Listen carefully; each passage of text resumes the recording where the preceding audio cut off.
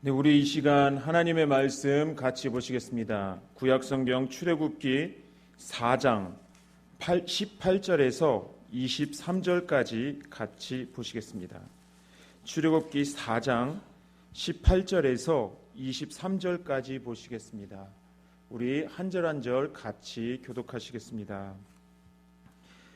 모세가 그의 장인 이드로에게로 돌아가서 그에게 이르되 내가 애굽에 있는 내 형제들에게로 돌아가서 그들이 아직 살아있는지 알아보려 하오니 나로 가게 하소서. 이드로가 모세에게 평안히 가라 하니라.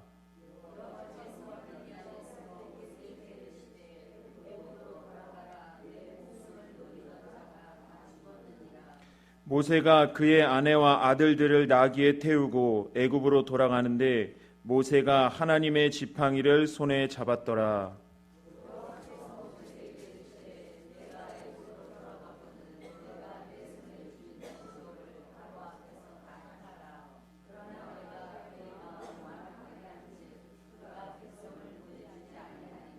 너는 바로에게 이르기를 여호와의 말씀에 이스라엘은 내 아들 내 장자라. 같이 읽겠습니다. 내가 내게 이르기를 내 아들을 보내주어 나를 섬기게 하라 하여도 내가 보내주기를 거절하니 내가 내 아들 내 장자를 죽이리라 하셨다 하라 하시니라. 아멘. 날씨가 많이 추워졌습니다. 저번 주까지만 하더라도 반팔과 반바지를 입고 다녀도 괜찮았는데 이제는 반팔과 반바지를 입고 다니면 감기가 걸릴 정도로 추워졌습니다. 그래서 감기, 환절기에 감기 조심하시고 또 우리가 영적인 건강도 지키시고 육적인 건강도 같이 지키시는 또 하나님으로부터 지킴의 은혜를 누리시는 우리 성도님들 되시기를 주님의 이름으로 축원드립니다. 그 신학대학원 생활을 하다 보면 정말 다양한 사람들을 만나게 됩니다. 연령대도 다양한 사람들이 옵니다.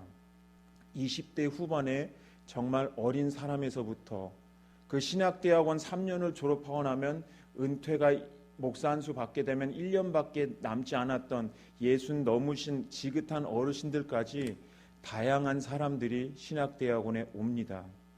또 이제 그런 사람들의 그 신학대학원에 오기까지의 삶의 환경들을 보면 뭐 어떤 다양한 뭐 어둠의 세계에 계셨던 분도 있고 어떤 사람은 사업했고 어떤 사람은 뭐 했고 어떤 사람은 뭐 했고 정말 다양한 사람들이 신학대학원 안으로 모이게 됩니다.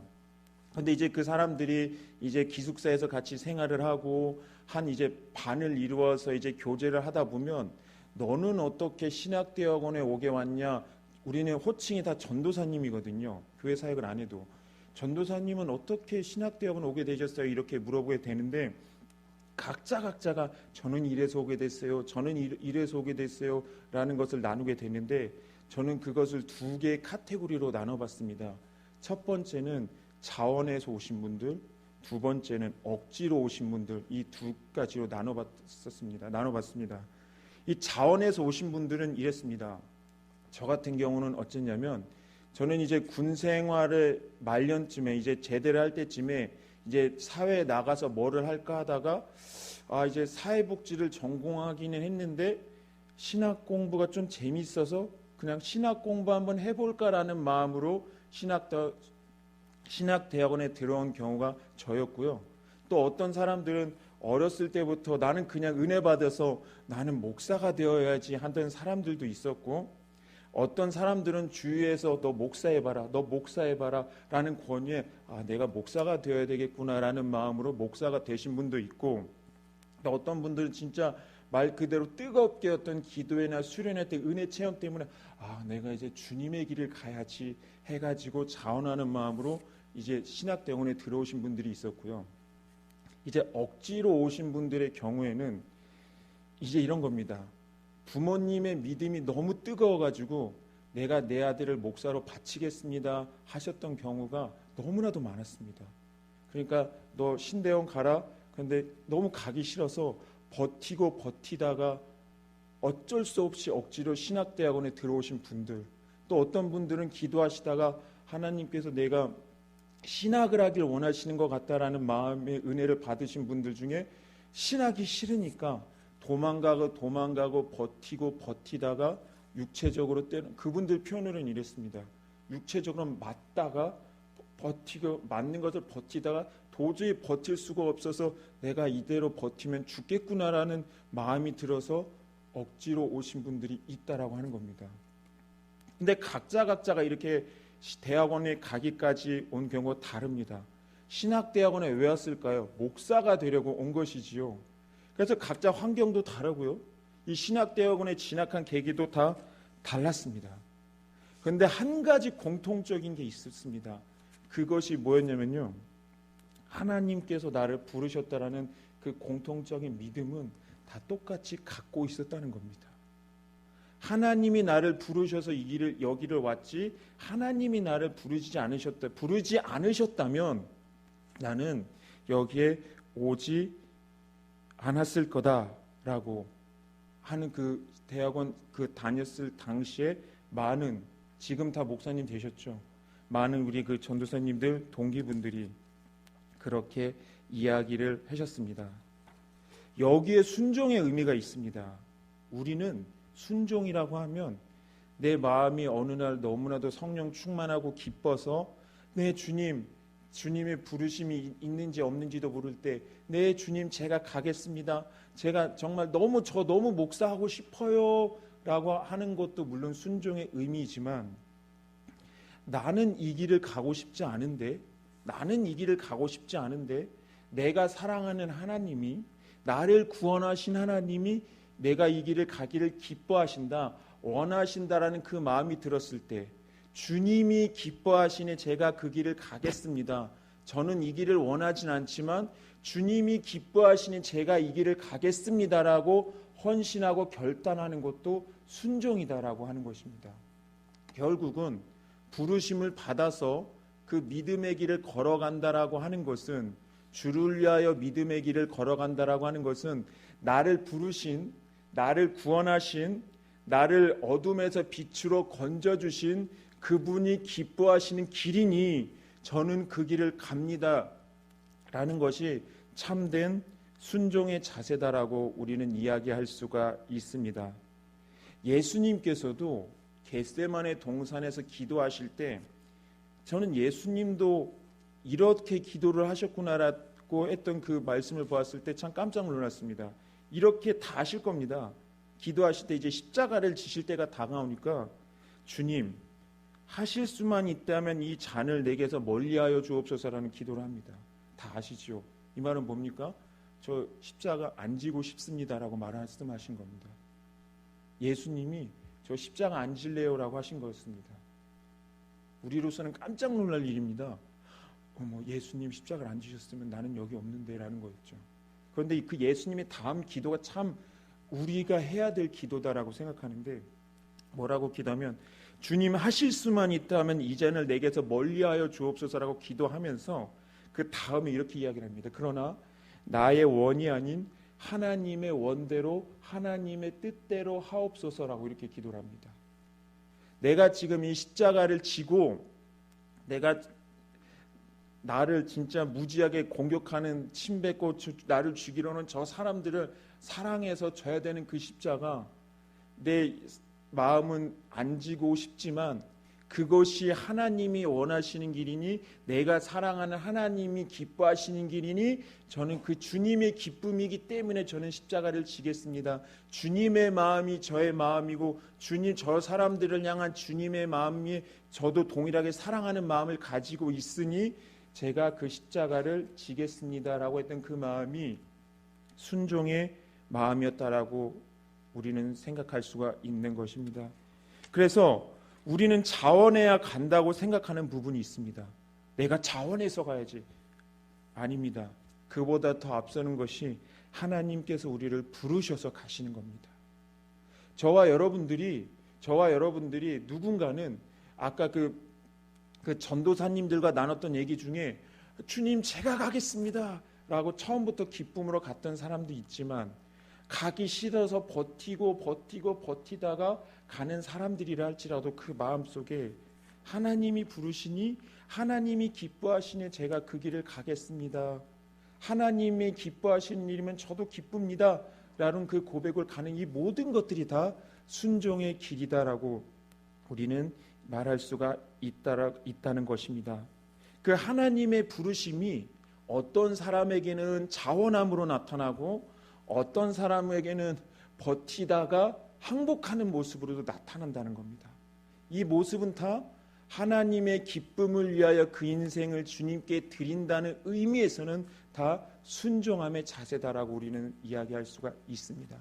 그래서 우리는 하나님께서 우리에게 덤으로 주신 이 인생을 살아갈 때에 우리는 어떻게 생각을 해야 되냐면 하나님이 나를 부르셨다라고 하는 그 믿음이 있어야 된다는 겁니다. 하나님이 나를 부르셨는지 안 부르셨는지 나는 모르겠습니다라고 혹시 말씀을 하신다면 난 누구처럼 갑자기 음성을 들은 일도 없고 난 누구처럼 갑자기 큰 은혜를 받은 일이 없습니다. 그래서 저는 하나님이 저를 부르셨는지 안 부르셨는지 모르겠습니다 라는 생각이 드신다면 그 하나님이 나를 부르신 증거가 뭐냐면은 저와 여러분들의 각 사람의 마음속에 심어주신 믿음이 바로 그 증거다라는 겁니다. 세상의 자녀였다가 이제는 하나님의 자녀로, 하나님의 종으로, 하나님 나라의 백성으로 어둠에서 빛으로 저와 여러분들을 불러주신 겁니다. 그 증거가 믿음입니다.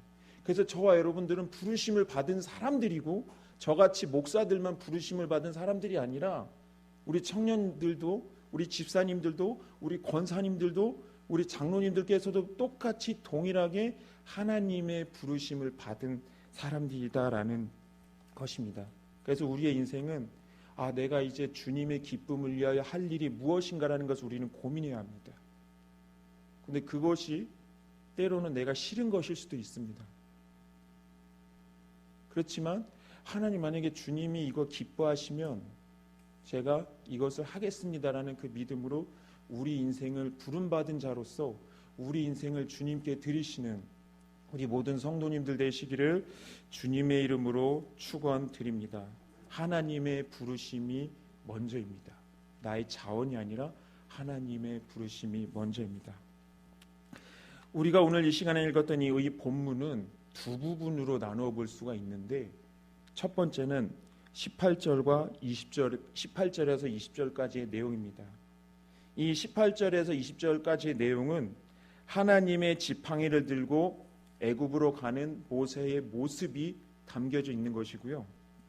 21절부터 23절은 하나님이 모세에게 하시는 말씀인데 내가 이 애굽에서 어떻게 일을 할지를 모세에게 미리 이 애굽을 향한 이 미디안 광야에서 애굽을 향해 걸어가고 있는 모세에게 내가 이제 이렇게 할 거야라는 그 구체적인 내용을 알려주시는 부분이 바로 21절에서 23절인 것을 우리는 알 수가 있습니다. 우리가 이 첫 번째 부분부터 한번 살펴보면 드디어 이제 모세가 갑니다. 그 출애굽기 3장부터 4장까지 안 갑니다. 5번이나 불순종하면서 하나님의 뜻을 거부했던 이 모세가 이제는 드디어 애굽으로 갑니다. 그런데 이 본문에 보게 되면 모세가 애굽에 들어갔을 때에 어떤 마음으로 애굽으로 들어갔는지는 기록이 되어 있지 않아서 기쁜 마음으로 갔는지 여전히 두려움이 가득한 마음으로 갔는지는 모릅니다. 그러나 한 가지 확실한 것은 이 모세는 하나님이 보내셔서 그 애굽으로 들어갔다라고 하는 것을 우리는 알 수가 있습니다. 이 출애굽기 4장에 이 모세가 애굽을 향하여 들어갈 때에 이 애굽의 상황이 이스라엘 백성들의 상황을 출애굽기 2장의 모세의 상황과 한번 비교를 해보게 되면 같은 점이 있고 차이점이 있습니다. 이 출애굽기 2장에서의 이스라엘 백성과 애굽의 상황과 이 4장에서의 상황에서 같은 점은 이 상황이 전혀 변하지 않았다는 겁니다.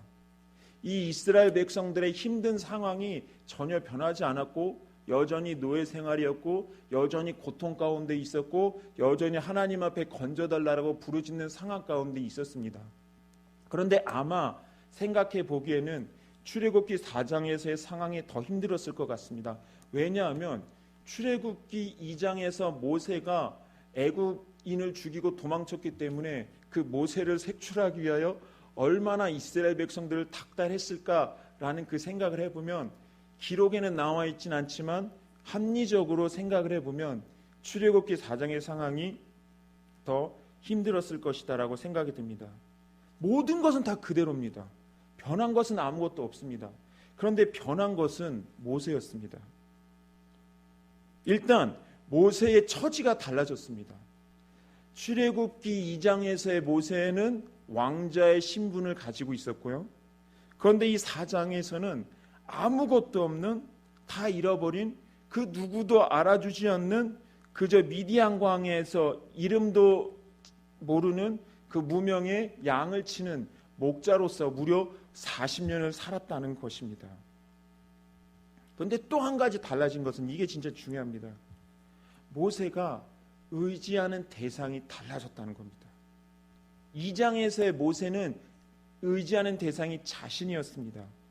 자신이 가진 힘이었습니다. 그런데 이 4장에서의 모세는 하나님을 의지하면서 애굽으로 가고 있었다는 겁니다. 20절에 모세가 그의 아내와 아들들을 나귀에 태우고 애굽으로 돌아가는데 모세가 하나님의 지팡이를 손에 잡았더라라고 말합니다. 이 양떼를 칠 때 쓰던 이 지팡이는 모세의 손에 들려 있을 때는 그저 나무 막대기에 불과했는데, 하나님이 일하실 능력이 통하는 도구가 됐을 때에는 하나님의 능력이 나아가는 능력의 지팡이가 되었는데, 이 모세가 그 능력의 지팡이를 들고 애굽으로 갔다라는 겁니다. 아무것도 변하지 않았는데 모세가 변했고, 모세와 함께 하신 하나님과의 동행이 모세에게 더해졌다라고 하는 것을 우리는 알 수가 있는 것입니다.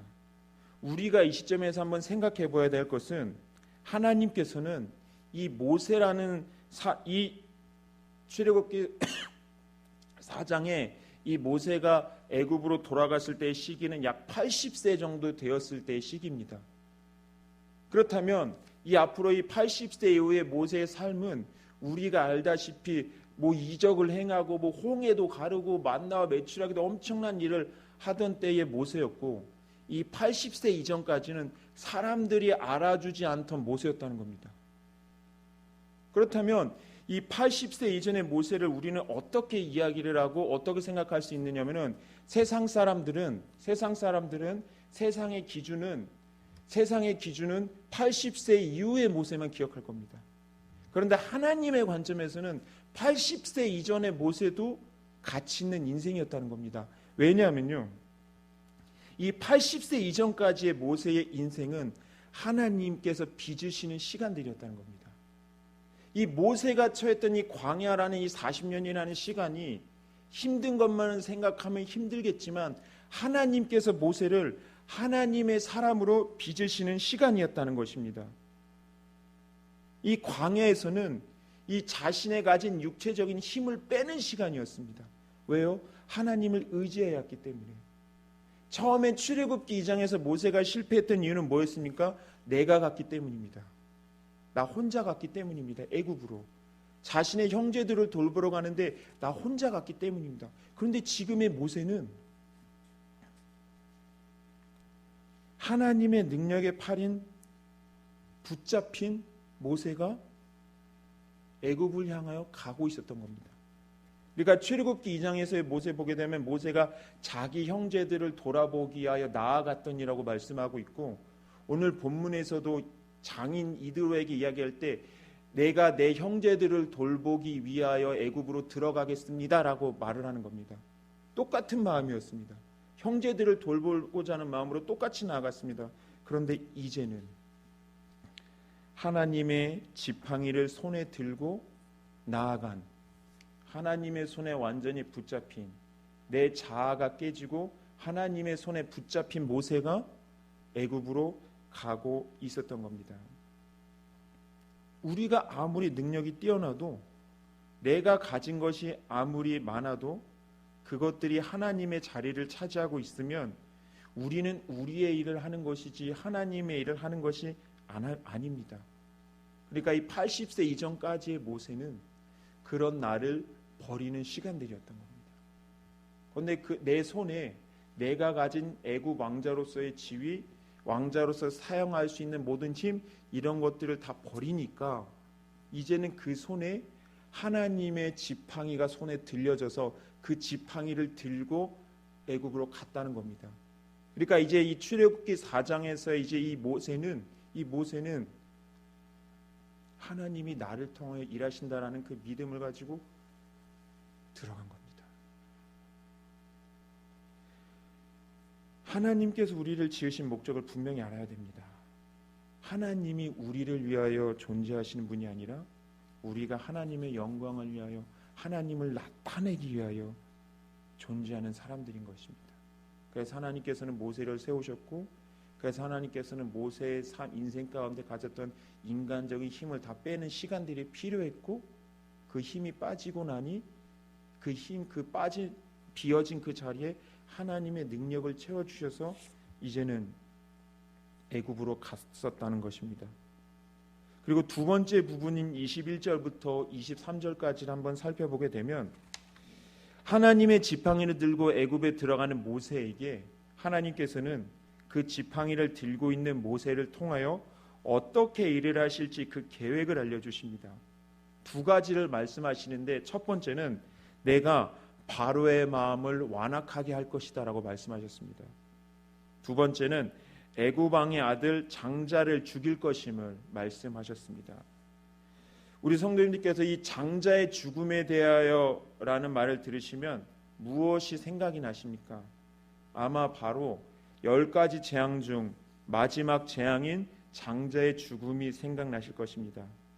하나님께서는 가장 마지막 10가지 재앙 중에 가장 마지막으로 그 애굽의 왕에서부터 저 아래에 있는 가축에까지 모든 처음 난 것들을 치시는 이 재앙을 하시는데, 지금 이 미디안 광야에서 애굽으로 걸어가고 있는 모세에게 그 계획을 미리 말씀하고 계시는 것입니다.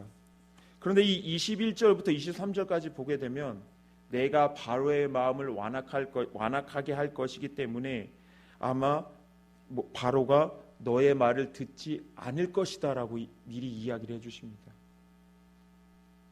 그러니까 우리가 이제 이 5장 이후의 내용들을 일련의 과정들을 읽어보게 되면 바로가 말을 안 듣다가 장자의 죽음에 대해서 말을 듣지 않습니까?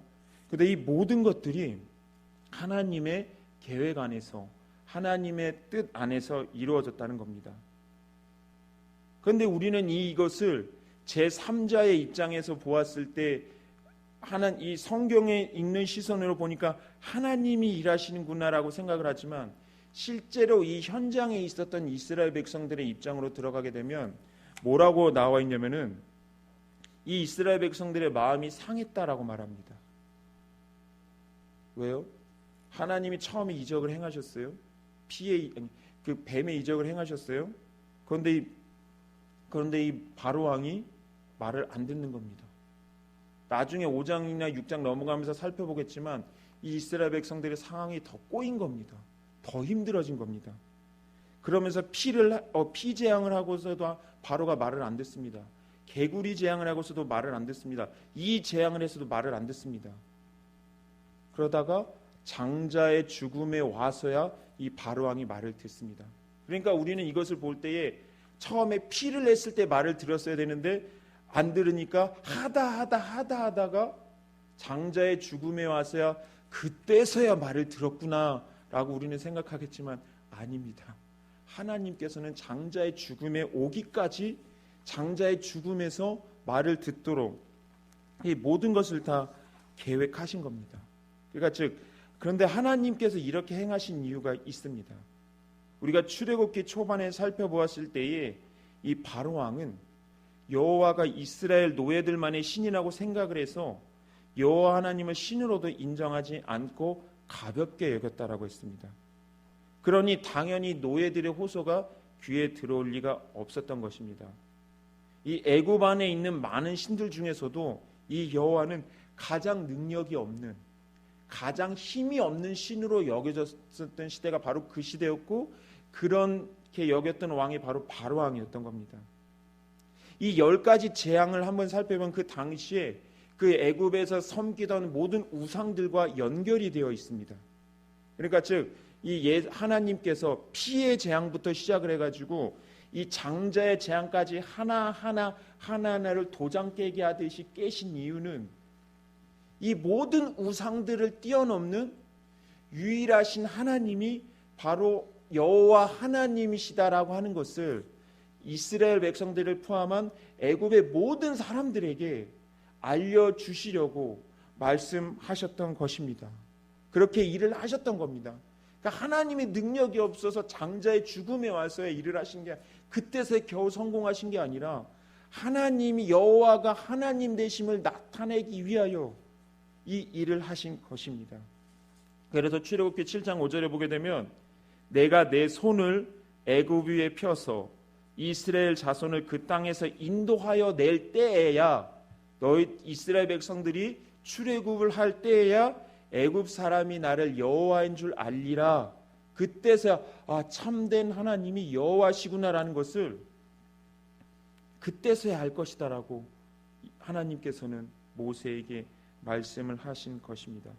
그래서 우리가 정리를 하자면 하나님께서 행하신 출애굽은 이스라엘 백성들을 포함한 애굽 안의 모든 백성들에게 참된 신은 여호와 하나님을 나타내심으로 말미암아 참된 구원이 여호와께 있음을, 그래서 모든 구원을 소망하는 사람들은 주님께로 나오도록 하기 위하여 이 모든 일들을 하나님께서는 계획을 하시고 일을 하신 것입니다.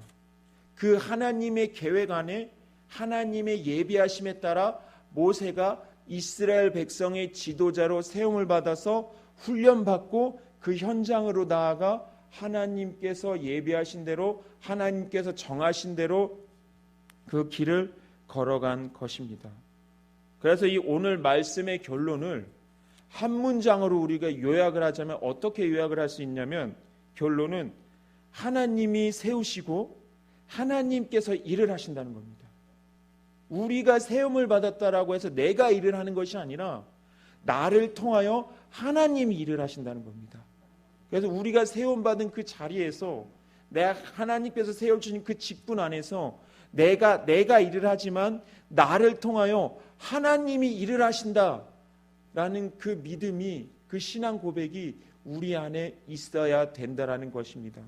그래서 나를 통하여 일하실 하나님 앞에서 나의 연약함, 나의 약점, 나의 부족함 같은 것은 아무런 문제가 되지 않습니다. 왜요? 하나님이 일을 하실 거기 때문입니다. 오히려 이 사도 바울의 고백을 보게 되면 나의 연약함 때문에 오히려 기뻐했다라고 말했습니다. 왜요? 나를 통하여 하나님이 드러날 거기 때문에, 나의 약함을 통하여 하나님의 강함이 드러날 거기 때문에 오히려 나의 연약함이 하나님의 영광을 나타내는데 나를 사용하시는데 아주 귀한 도구로 쓰임받을 수 있겠구나라고 하는 그 믿음이 바울에게 있어서 오히려 이 바울은 기뻐했다라고 고백을 고린도후서 12장에서 고백을 하고 있다는 것입니다. 그래서 사랑하는 우리 모든 문정제일교회 성도 여러분, 저와 여러분들은 하나님의 부름받은 하나님 나라의 종이요 하나님 나라의 백성이요 하나님 나라의 성도입니다. 아마 이 모세처럼 억지로 가라 해서 혹시 억지로 버티고 예수 안 믿으시려고 버티다가 어쩔 수 없는 이라는 표현은 그냥 이해를 돕기 위한 표현입니다. 성령의 강권적인 은혜로 예수를 믿으신 분도 있고 저처럼 모태신앙으로 옛날부터 어쩔 수 없이 교회를 피할 수 없는 그 태생적 한계 안에서 어렸을 때부터 교회를 다녀오신 분들이 있으실 겁니다. 그 모태신앙인들이 중간에 예수 믿는 사람들한테 불안한 점이 뭔지 아세요? 뜨거움입니다. 뜨거운 체험입니다. 그런데 그 뜨거운 체험을 하신 그 중간에 예수 믿으신 분들은 모태신앙을 왜 부러워하는지 아십니까? 그 안정적인 믿음의 환경을 부러워합니다. 혹시 동감을 하시는지 모르겠습니다. 네, 뜨거움도 좋습니다. 안정적인 신앙의 환경도 좋습니다. 그러나 본질은 뭐냐면요, 믿음입니다. 그 뜨거움이 그 사람을 믿음에 이르게 한 거고 그 안정적인 환경이 그 사람을 믿음에 이르게 한 겁니다. 그래서 뜨거우나 안정적이나 그 사람의 마음속에 믿음이 있다면 우리는 부름받은 하나님의 사람으로서 하나님의 영광을 나타낼 동일한 사명을 가지고 달려가는 사람들입니다. 다만 달란트가 다를 뿐입니다. 그래서 이렇게 물어보십시오. 너는 모태신앙이신 분들은 중간에 예수 믿으신 분들에게 너는 내가 왜 부럽니? 너의 그런 안정적인 환경이 부럽다. 그러시면 하나님께서 주신 은혜가 바로 이거구나. 신앙의 갈등 없이 여기까지 푸른 초장으로 올 수 있게 해주신 하나님의 은혜가 있구나. 이렇게 좋아하시고, 또 중간에 예수 믿으신 분들은 내가 부럽다고 하는 거, 너는 내가 왜 부럽니? 그러면 너의 그 뜨거운 은혜를 누린 것이 너무 부럽다 그러면 하나님께서 내게 이 뜨거운 은혜를 주셨구나. 하나님께서 우리 각자에게 주신 것으로 기뻐하며 감사하며 우리에게 각자에게 주신 사명을 힘써 감당하시면서 나아가시는 우리 모든 성도님들 되시기를 주님의 이름으로 축원드립니다. 그래서 하나님이 가실 길에 내가 하나님 앞에 주님 제가 가겠습니다 하신 거잖아요. 하나님이 나를 부르셨으니 하나님이 나를 통하여 일하여 주옵소서. 나같이 연약한 사람 부르신 게 당신이니까 책임도 당신이 지시고 일도 주님이 나를 통하여 일하시옵소서. 주님이 부르셨는데 저는 가야죠. 주님 일하시옵소서. 이런 믿음을 가지고 나아가시는, 그래서 세상의 어떤 우리의 믿음을 흔드는 그런 소리에도 흔들리지 마시고 그 믿음의 길을 곧게 걸어가시는 우리 성도님들 되시기를 주님의 이름으로 축원드립니다. 우리 시간 찬양하고